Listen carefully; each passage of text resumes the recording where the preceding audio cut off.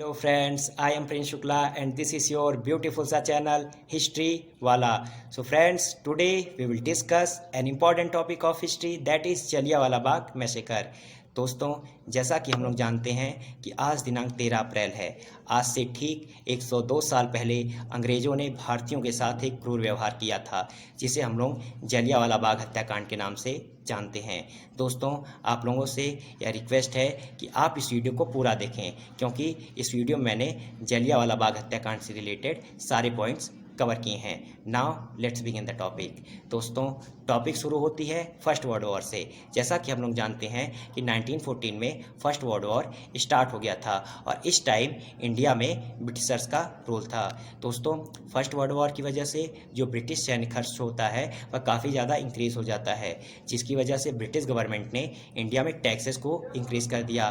For example, उन्होंने country में income tax को इम्पोज कर दिया, कस्टम ड्यूटीज़ को इंक्रीज़ कर दिया, जिसकी वजह से लोगों को काफ़ी ज़्यादा प्रॉब्लम्स फेस करनी पड़ी और 1918 आते आते हर एक चीज़ के प्राइसेस डबल हो गए। दोस्तों, जो ब्रिटिशर्स थे वह इंडियन विलेजर्स को फोर्स करते थे वर्ल्ड वॉर में पार्टिसिपेट करने के लिए।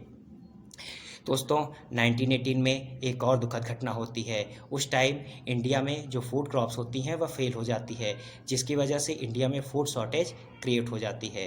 दोस्तों, 1918 में जब वर्ल्ड वॉर ख़त्म हुआ तो लोग यह उम्मीद लगाए बैठे थे कि शायद अब कुछ सब कुछ पहले जैसा हो जाए, लेकिन ऐसा बिल्कुल नहीं होता। लोग यह उम्मीद लगाए थे कि जो फूड के प्राइसेस हैं, टैक्सेस हैं, यह सब डिक्रीज़ हो जाएं, लेकिन ऐसा बिल्कुल नहीं होता और इन सब चीज़ों की वजह से लोग काफ़ी ज़्यादा परेशान हो गए। और यह वही टाइम था जब गांधी जी नेशन वाइड सत्याग्रह के आइडिया को स्प्रेड कर रहे थे।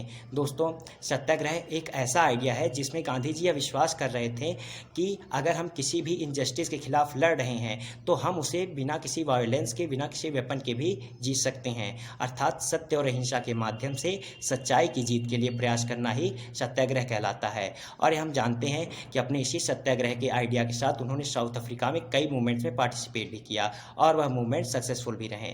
दोस्तों, गांधी जी साउथ अफ्रीका से इंडिया 1915 में वापस आ चुके थे और उन्होंने यहाँ आकर देखा कि जो ब्रिटिशर्स हैं वह इंडियंस पर काफ़ी ज़्यादा अत्याचार कर रहे हैं, इंडियंस के साथ काफ़ी ज़्यादा अन्याय कर रहे हैं और इस बात का गांधी जी ने पूर्ण विरोध किया। दोस्तों, और इस बात का विरोध करने के लिए वह नेशन वाइड सत्याग्रह के आइडिया को स्प्रेड करना चालू कर देते हैं। फॉर एग्जांपल, उन्होंने चंपारण सत्याग्रह किया। चंपारण सत्याग्रह में वह बिहार के चंपारण डिस्ट्रिक्ट जाते हैं और वहाँ पे उन्होंने ब्रिटिश प्लांटेशन सिस्टम को अपोज किया, क्योंकि वहाँ पे उन्होंने देखा कि जो ब्रिटिशर्स थे वह विलेजर्स को नील की खेती करने के लिए फोर्स कर रहे थे। इसका गांधी जी ने पूर्ण विरोध किया। इसके बाद उन्होंने अहमदाबाद मिल स्ट्राइक की, जहां पे उन्होंने देखा कि जो नर्स है वह मिल वर्कर्स की वेजेस को नहीं इंक्रीज़ कर रहे थे, जिसलिए उन्होंने मिल ओनर्स के खिलाफ प्रोटेस्ट किया। और जब ब्रिटिश गवर्नमेंट ने देखा कि गांधी जी कंट्री में छोटे छोटे राष्ट्रीय आंदोलन कर रहे हैं तो उन्होंने यह अनुमान लगाया कि यह गांधी जो छोटे छोटे राष्ट्रीय आंदोलन कर रहे हैं यह कभी भी एक बड़े राष्ट्रीय आंदोलन का रूप ले सकती है। दोस्तों, इन छोटे छोटे राष्ट्रीय आंदोलनों को खत्म करने के उद्देश्य से, दबाने के उद्देश्य से उन्होंने कंट्री में रॉलेट एक्ट लागू कर दिया। दोस्तों, रॉलेट एक्ट एक ऐसा एक्ट है जिसमें ब्रिटिशर्स को यह पावर दी गई कि वह किसी भी इंडियन पॉलिटिकल लीडर को 2 साल के लिए बिना किसी ट्रायल के, बिना किसी कॉज के जेल में डाल सकती है। दोस्तों, जब यह बात गांधी जी को पता चलती है तो वह इस बात से काफ़ी ज़्यादा प्रभावित होते हैं। वह कहते हैं कि यह हम लोगों पर जो अत्याचार कर रहे थे, हम लोगों के साथ जो अन्याय कर रहे थे, मैंने बस उस बात का विरोध किया और हमारी इस समस्या का समाधान निकालने के बजाय वह उल्टा हमारे ऊपर रॉलेट एक्ट लागू कर दिए। इस बात का उन्होंने विरोध किया और रॉलेट एक्ट के विरोध में उन्होंने रॉलेट सत्याग्रह लागू कर दिया। रॉलेट सत्याग्रह में काफ़ी ज़्यादा जनसंख्या में लोगों ने रॉलेट एक्ट के खिलाफ आंदोलन किया। ब्रिटिश गवर्नमेंट के खिलाफ लोगों ने प्रोटेस्ट किया। लोग अपनी दुकानें बंद करने लगे, स्ट्राइक्स पर जाने लगे और काफ़ी ज़्यादा जनसंख्या में लोग रॉलेट एक्ट का विरोध करने लगे। दोस्तों, जब ब्रिटिश गवर्नमेंट ने ये देखा कि जो रॉलेट सत्याग्रह है ये काफ़ी बड़े आंदोलन का रूप ले चुका है, तो उन्होंने देखा कि यह अब सिचुएशन उनके कंट्रोल में नहीं रही, तो सिचुएशन कंट्रोल करने के लिए उन्होंने कंट्री में मार्शल लॉ लागू कर दिया। दोस्तों, मार्शल लॉ क्या है? इस लॉ में के अंतर्गत जो मिलिट्री का हाईएस्ट रैंकिंग ऑफिसर होता है उसे गवर्नमेंट का हेड बना दिया जाता है और उस टाइम मिलिट्री का highest ranking officer general Dyer था, जिसकी पोस्टिंग उस टाइम पंजाब में हुई थी। दोस्तों, जब जनरल डायर को यह बात पता चलती है कि अब गवर्नमेंट का हेड उसे बना दिया गया है, तो उसने कंट्री में एक रूल लागू कर दिया। उसने कहा, अपने सैनिकों को ऑर्डर दिया कि जहाँ पे भी 2 या 2 से ज़्यादा लोग प्रोटेस्ट करते हुए दिखाई दें या रॉलेट एक्ट का विरोध करें, उन्हें वहीं पे गोली मार दी जाए। दोस्तों, जिस दिन जनरल डायर ने यह नियम लागू किया था, ठीक उसी के कुछ दिनों बाद 13 अप्रैल 1919 को जलियांवाला बाग में वैशाखी का मेला लगता है। काफ़ी ज़्यादा जनसंख्या में लोग वहाँ पे एकत्रित होते हैं। कुछ लोग वहाँ पे मेला देखने और खुशियाँ मनाने के उद्देश्य से गए थे और कुछ लोग वहाँ पे रॉलेट एक्ट के का विरोध करने के भी उद्देश्य से गए थे। जब यह बात जनरल डायर को पता चलती है, तो वह अपने सिपाहियों के साथ जलियांवाला बाग पहुंचता है और वह मेन गेट पर एक तोप लगा देता है और वह अपने सैनिकों को लाइन में खड़ा कर देता है और उन्हें लोगों पर गोलियां चलाने का ऑर्डर देता है। दोस्तों, गोलियों का चलाने का ऑर्डर पाने के बाद उसके सिपाहियों ने लोगों पर अंधाधुंध गोलियां चलाई। गवर्नमेंट रिपोर्ट्स यह कहती हैं कि उन्होंने 15 मिनट में 1650 गोलियां लोगों पर चलाईं। दोस्तों, जो जलियांवाला बाग है वह चारों तरफ 4 दीवारी से घिरा हुआ है और उसके अंदर 2 कुएं हैं। तो जो लोग गोलियों के चपेट में आ गए उनका तो वो तो वहीं शहीद हो गए, और जो लोग कुछ लोग जान बचाने के लिए कुओं में कूद गए, जिसकी वजह से वहाँ पे जलियांवाला बाग में स्थित दोनों कुएं लाशों से पट गए। दोस्तों, जलियांवाला बाग हत्याकांड के बाद जनरल डायर मुस्कुराता हुआ वापस जाने लगा और अमृतसर की गलियों पर उसने जितने भी भारतीय देखे उसे उन्होंने गोली से भून दिया। दोस्तों, जनरल डायर के इस काम की ब्रिटिश गवर्नमेंट ने काफ़ी ज़्यादा प्रशंसा की, इस काम का काफ़ी ज़्यादा सराहना भी किया और उसको इसके लिए पुरस्कार भी दिया गया और उसे इंग्लैंड बुलाकर उसका प्रमोशन कर दिया गया।